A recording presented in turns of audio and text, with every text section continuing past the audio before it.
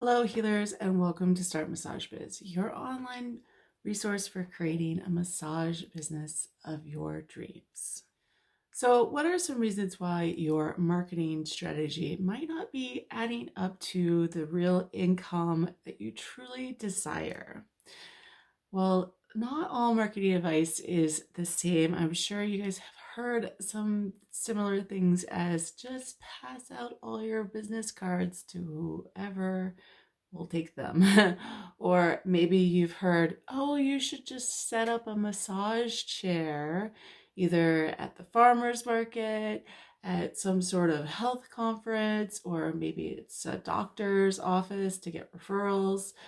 Or maybe it is in the place that you rent from, or maybe it's at a place that you work, but you are just putting yourself out in a very public area with a massage chair and you are asking for, $1 a minute, or maybe you are just getting tips. The third one that we hear a lot is just do a Groupon, right? There's others similar platforms out there like Groupon, but the idea is that you allow a third party to take control of all of your clients for a super cheap price.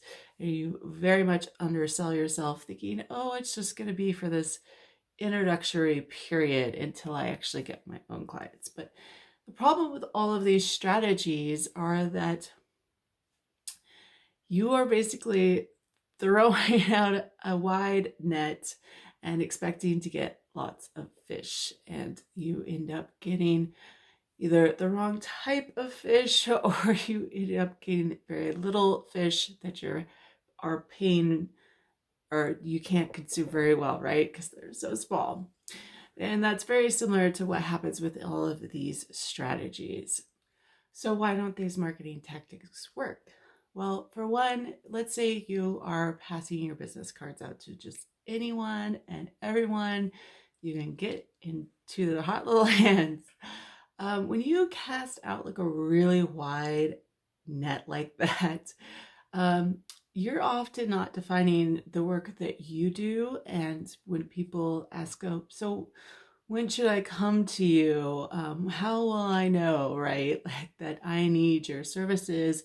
You really can't pinpoint that very well. It's a little too general, and people might think, oh, I'm just going to come to you to relax, or I come to you. If they don't know to come to you for a specific problem, then it's kind of hard to call them in the first place, right? So, on the other hand, if you are very specific and sort of niche down and you could say, I do this and I see these types of people, you might not catch all the fish in the sea, but you are going to catch the ones that you can really help, right?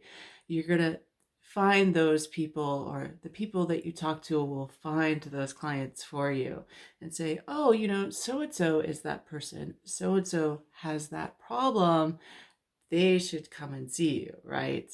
So it's actually much easier for people to figure out, like, oh, I need to see Jaden for X, Y, and Z, right?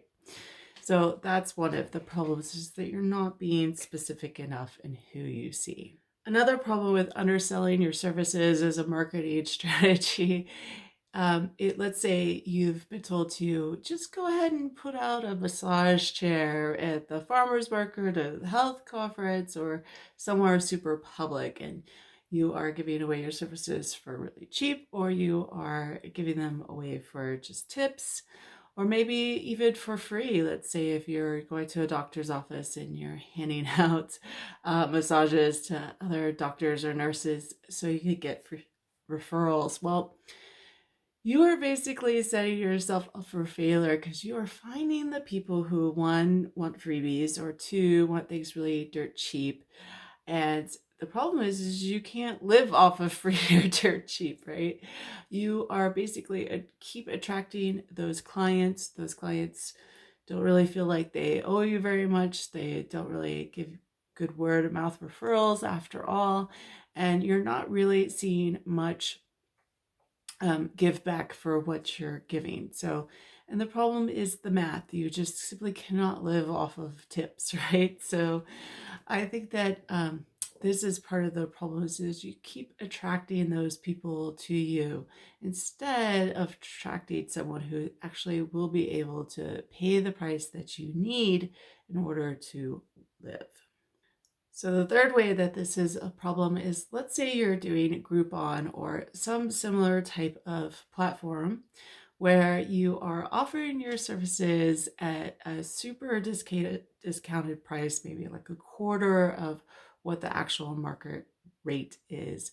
And maybe you're even seeing like an eighth of that because Groupon or whatever platform takes the other half, right? So what the problem with that is just math, right? Like you could keep doing all of these massages or body work or acupuncture or whatever it is to try to get people in the door.